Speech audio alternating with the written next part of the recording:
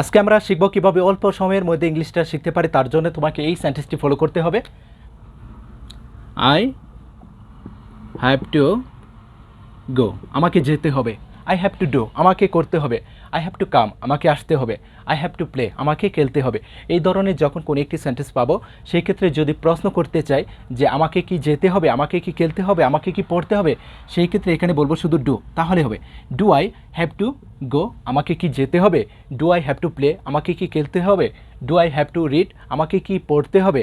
আর যখন বলবো যে আমাকে কোথায় যেতে হবে, আমাকে কখন যেতে হবে, আমাকে কিভাবে যেতে হবে, সেই ক্ষেত্রে এখানে শুধু ডব্লিউএস ওয়ার্ডগুলি ইউজ করবো, তাহলে হবে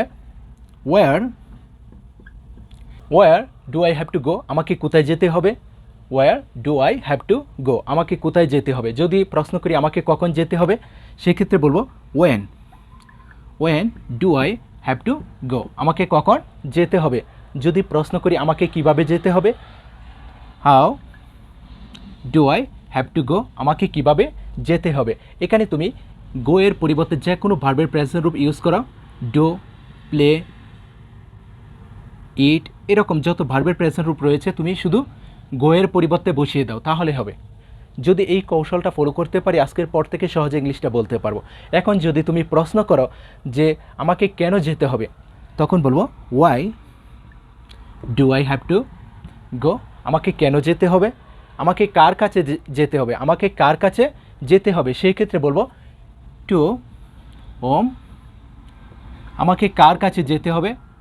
to whom do I have to go, আমাকে কার কাছে যেতে হবে, আমাকে কী জন্যে যেতে হবে, আমাকে কী জন্যে যেতে হবে। সেই ক্ষেত্রে বলবো ফর হোয়াট, কিসের জন্যে।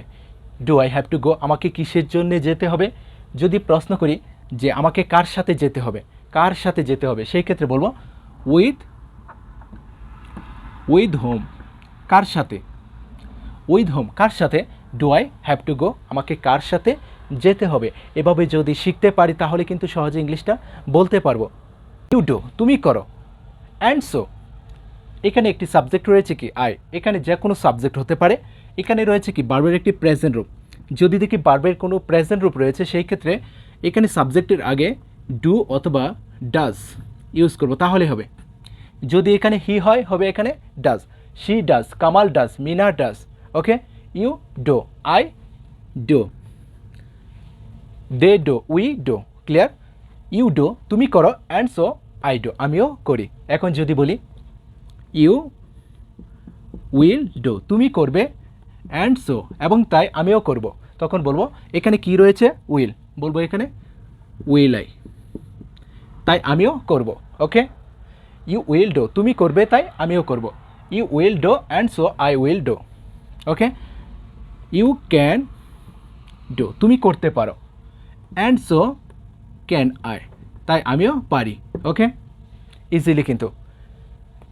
ইউ শুড ডু, তোমার করা উচিত। অ্যান্ড সো, তাই আমারও করা উচিত। And so should I.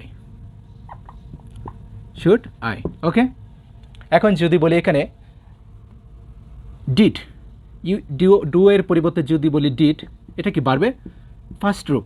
ওকে, এটা ভার্বের ফার্স্ট রূপ। যদি ভার্বের ফার্স্ট রূপ থাকে, সেই ক্ষেত্রে এখানে সবার সাথে হবে ডিড।